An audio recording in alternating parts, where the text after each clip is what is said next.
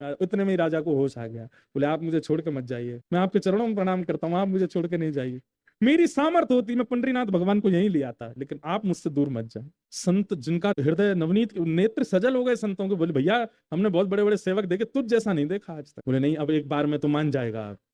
4 दिन और व्यतीत हो गए, खूब सेवा की। 4 दिन बाद सब संत अपने बोरिया बिस्तर रखने लगे, राजा आ गया। क्या हुआ भगवान? बोले अब देखो, पहले हम रुक गए थे 4 दिन, अब हमको निकलने दो। अब 15 दिन बाद एकादशी आएगी, आज एकादशी, अब हम चलते हैं। अब जाएंगे पंढरपुर में, 10-5 दिन रहेंगे, फिर एकादशी दर्शन करेंगे ठाकुर जी का, फिर निकलेंगे अयोध्या। वो तो फिर मूर्छित होकर गिर पड़ा। रानी दौड़ी दौड़ी आई, खूब अच्छा, वो होश में आता ही नहीं है। वैद्य उसके पैर मलते हैं, काढ़ा पिलाते हैं, मुंह पे छिड़काव करते हैं, उसकी श्वास ही चली जाती है। एक ही उपाय है वापस इसको उठाने का। बोले इसके कान में कह दो हम 4 दिन और रुक जाएंगे। संतों ने कहा भैया हम 5 दिन और रुक जाएंगे, उठ जाओ।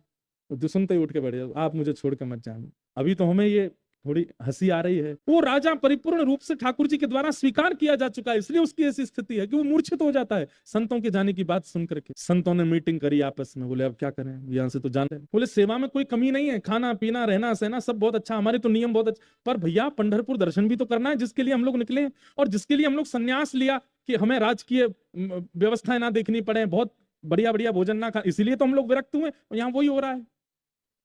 संतों ने कहा एक काम करो। बोले क्या? बिना बताए निकल जाओ, चुपके से निकल जाओ। तो मुखिया जी बोले जिसको हम बता देते हैं कि हम चले जाएंगे तो मूर्छित हो जाता है, बिन बताए हम निकल तो जाएंगे यहाँ से, लेकिन उसके प्राण चले जाएंगे, इतना मुझे विश्वास है कि वो जीवित नहीं बचेगा।